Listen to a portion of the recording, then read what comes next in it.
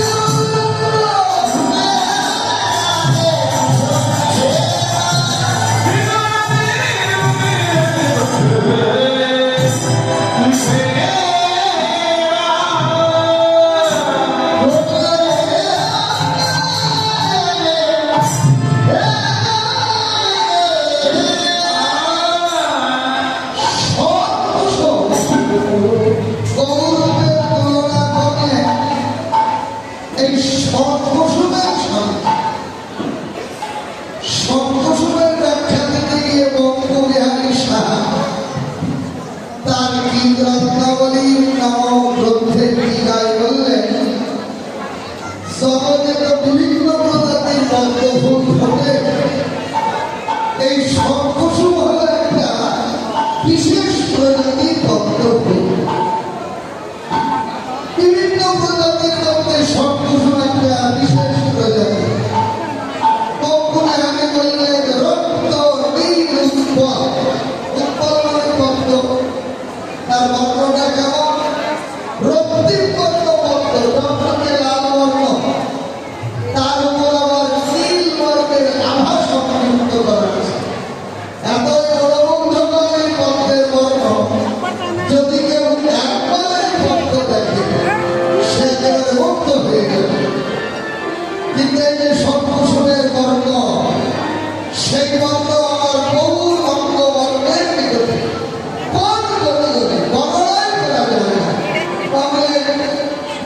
আর কিছু দিয়ে রক্ষণে আস্বাদন করা যায় কিনা এই ভাবনা করে বললেন কি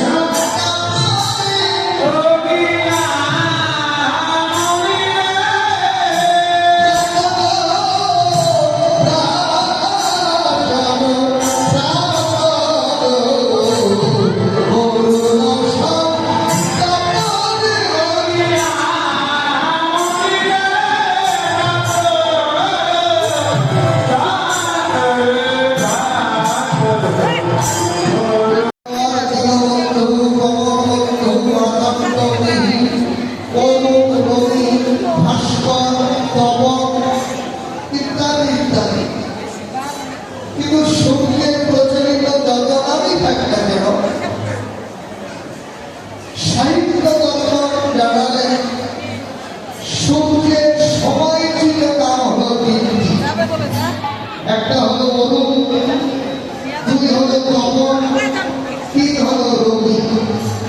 অরুণ হলো সকালবেলা অপূর্ব আকাশে টকটকে রাঙা সূর্যের উদয় হয়। সকালবেলার এই রাঙা সূর্যের নাম হলো অরুণ।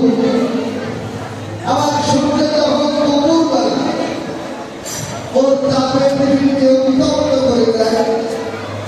দুপুরবেলা এই উত্তপ্ত সূর্যের নাম হল তপন।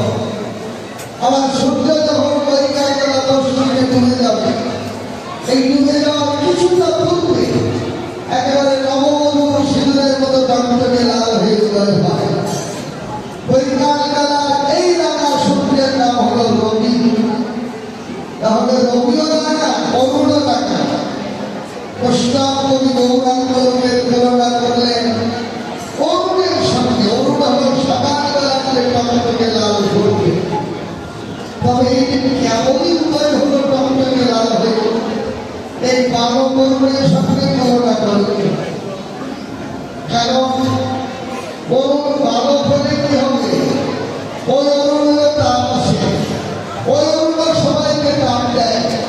কিন্তু গৌরবের এমন শীতলতা, বলেন নাগরিকে গৌরবের তো কোনো তাপ নেই। একটি চন্দ্র যে শীতলতা, এইরকম কোটি চন্দ্রের শীতলতাকে একত্রিত করলে আমার গৌরবের সঙ্গে তুলনা হবে না। যদি আমার আবেগ ভাবে বললেন হায় হায়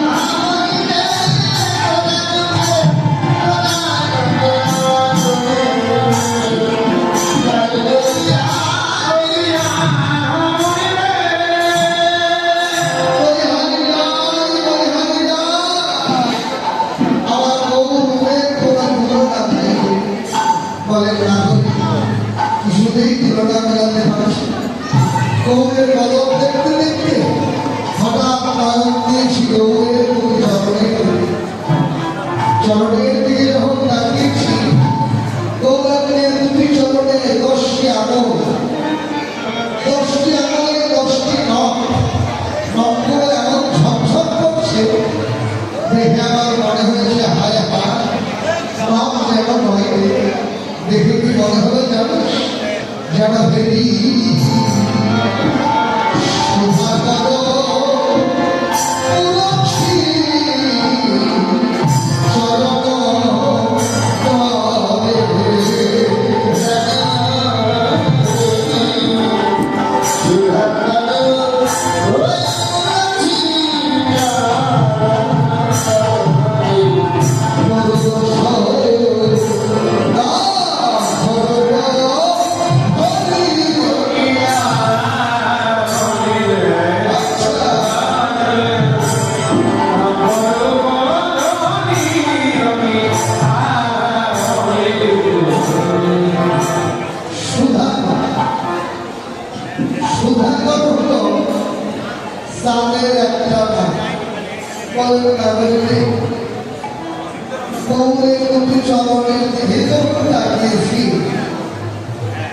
দুটি চরণের 10টা আঙুল, 10টি আঙুলের 10টি নখ, নখগুলোর দিকে তাকিয়ে দেখি এমন ঝকঝক করছে।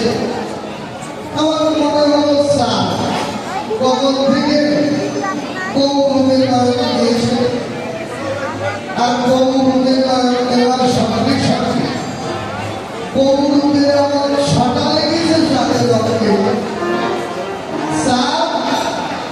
গৌরবের ছটা লেগে অজ্ঞান হয়ে গেছে। যদি কেউ অজ্ঞান হয় সে কি আর দাঁড়িয়ে থাকতে পারে?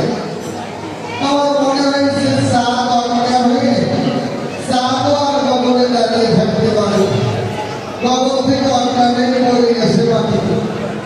মাটিতে যখন পড়েছে কঠিন মৃত্তিকার আঘাত পেয়ে সাত তখন ভেঙে টুকরো টুকরো হয়ে গেছে। শুধু টুকরো টুকরো হয়নি, আমার মনে হলো গৌরের দুটি চরণে 10টি আঙুলের 10 উদ্ধার